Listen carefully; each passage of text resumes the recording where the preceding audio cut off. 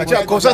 صاحب سائفر جو ہے اعظم خان صاحب کا جو بیان ہے وہ عمران خان صاحب کے لیے کتنا الارمنگ کتنا خطرناک ثابت ہو سکتا ہے؟ نہیں ہے، بالکل دھیلے کا کوئی خطرناک نہیں ہے۔ او بھائی اس میں جو ہے ڈیفنس کمیٹی کابینہ کی پہلی حکومت کی بھی اور شہباز شریف کی حکومت کی بھی، جس میں عسکری قیادت ساری موجود تھی،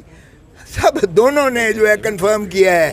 یو ایس سائفر کو، اور دونوں نے کہا ہے کہ ہم نے بڑا سخت قسم کا جواب لکھو امریکہ کو، اور ڈونلڈ لو جو ہے اس کو انہوں نے زبردست قسم کا کنڈیم کیا ہے۔ تو اس میں عمران خان کی کیا تعلق ہے؟ خواجہ آصف بھی اس میں موجود تھا اور ڈیفنس منسٹر دوسرے بھی تھے، ساروں کو پھر پکڑ لو، شہباز کو بھی، شہباز شریف کو بھی۔ عمران خان نائل ہونے جا رہے ہیں آپ کے خیال میں؟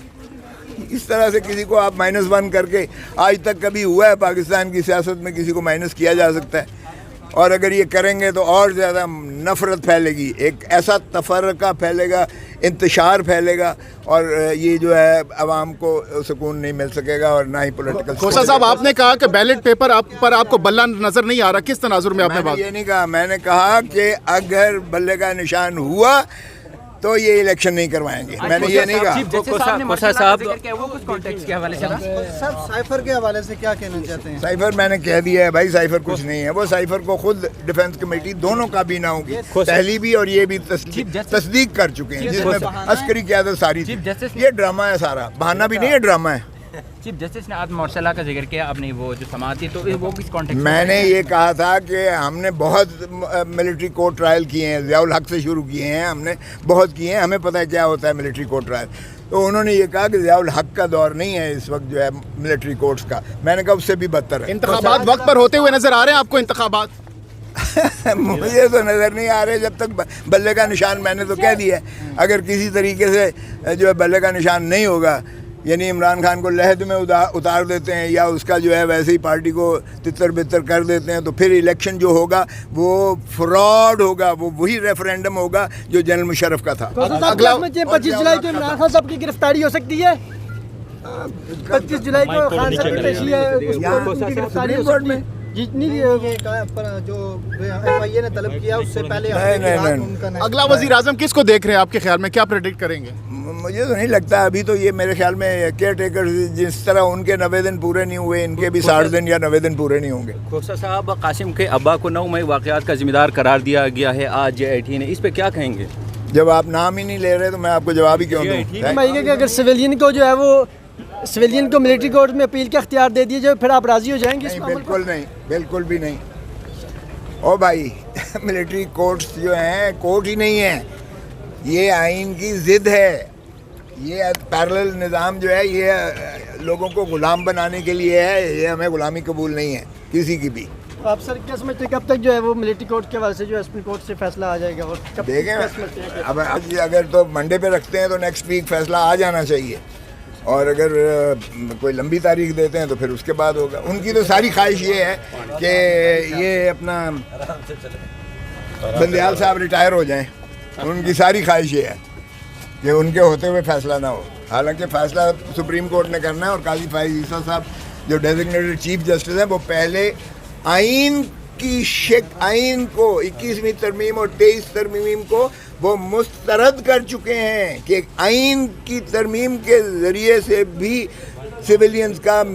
کورٹ مارشل یا ملٹری کورٹس میں ٹرائل نہیں ہو سکتا۔ چودھری اعتزاز احسن کی جانب سے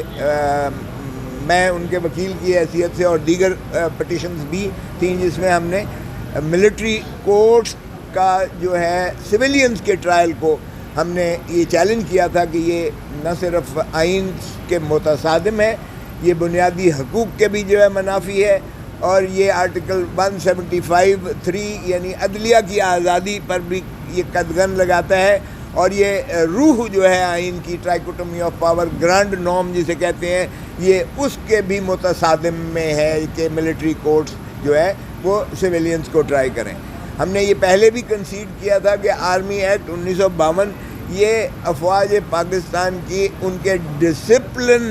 اور ان کی بیٹر پرفارمنس، بہتر کارکردگی اور ان کے جو ہے ضوابط اپنے لیے انہوں نے ایک ضابطہ بنایا جس میں بالکل ہمیں نہ کوئی اعتراض ہے اور نہ ہم اس میں کوئی بات کر رہے ہیں۔ فوجی جتنے جو ہیں ان کو بالکل یہ ٹرائی بھی کریں، ان کے ڈسپلنری فورس میں بھی یہ جو ہے پوری جو چاہتے ہیں جس انداز سے تعدیبی کارروائی چاہتے ہیں یہ کریں اپنے اندر جو ہے ان کا میکنزم ہے اس میں ہمیں کوئی قدر اور یہی ہے کہ آرٹیکل 8 میں بھی اس حد تک ان کے بنیادی حقوق کو بھی جو ہے وہ معطل کیا گیا ہے اس حد تک جو ہے کوئی نالش نہیں کی جا سکتی لیکن سویلینز کا جو ہے بنیادی حق ہے کہ وہ جو ہے نہ صرف یہ کہ ان کو ایک ڈیو پروسیس آف لا ملے نہ صرف یہ کہ آرٹیکل 10 میں ان کو جو ہے وکیل اپنی چوائس کا اپنی مرضی کا رکھنے کی اجازت ہو نہ صرف یہ کہ 24 گھنٹے کے اندر ان کو گرفتاری کے بعد میجسٹریٹ کے سامنے جوڈیشل آفیسر کے سامنے پیش کریں بلکہ وہاں وکیل کی بھی اجازت ہوتی ہے کہ وہ جو ہے وہاں پیش ہو کر دلیل دے کہ اس سے تشدد کیا گیا ہے اس کا ڈاکٹری معائنہ کرائے اس کی فیملی اس کو ملے وغیرہ وغیرہ ان کو سارے یہ بنیادی حقوق آئین میں مندرج کیے گئے ہیں اور اس کے بعد جب شروع ہوتا ہے پروسیس تو پھر جو ہے آپ دیکھیں کہ 154 ضابطہ فوجداری میں FIR درج ہوتی ہے FIR کے بعد پھر جو ہے یہ ان کے 161 کے بیانات پولیس لیتی ہے اور وہاں بھی اس کو ایکسیس ہوتی ہے کہ وہ جو ہے اپنے وکیل اور اپنی فیملی کو مل سکے پھر ہر دفعہ جوڈیشل ریمانڈ یا فزیکل ریمانڈ کے لیے کورٹ کے سامنے پیش کیا جاتا ہے اور اس کی استدعا سنی جاتی ہے اس کا استدلال سنا جاتا ہے اور اگر وہ سمجھے کہ جو ہے کوئی اس کے خلاف شواہد نہیں ہے تو سیکشن 63 ضابطہ فوجداری میں اس کو عدالت ڈسچارج کر سکتی ہے میجسٹریٹ ڈسچارج کر سکتا ہے جس کے سامنے اس کو ریمانڈ کے لیے لے جایا جائے تو یہ تمام ان کے ہیں اور اگر وہ ریمانڈ دیتا بھی ہے تو اس کی نگرانی جو ہے سیشن جج کے پاس ہوتی ہے 435 میں اور پھر اگر وہ ہوتا ہے تو ہائی کورٹ میں آتا ہے اور وہ تمام اسے جو ہے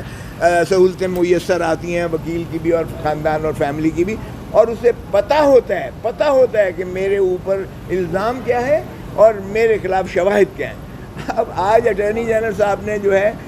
پڑھ کے سنایا کہ جی یہ انہوں نے چونکہ کل کی سماعت میں جج صاحبان نے کہا تھا کہ بتائیے کہ کیسے آپ ڈیو پروسیس آف لا اس کی تکمیل ہوتی ہے تو آج انہوں نے سارا جو ہے پڑھ کے سنایا اپنی استدلال دی کہ کس طرح سے یہ شروعات کس طرح سے ہوتی ہیں ایک ان کی جو ہے ایک رپورٹ بنتی ہے انفارمیشن رپورٹ ایک کمانڈ میں بنتی ہے اس کمانڈ میں جب انفارمیشن وہ GHQ کو بھیجی جاتی ہے GHQ میں اس رپورٹ کی بنیاد پر جو ہے یہ کہا جاتا ہے کہ اس کو جو ہے آپ انکوائری کے لیے کریں پھر ایک انکوائری کورٹ یا انکوائری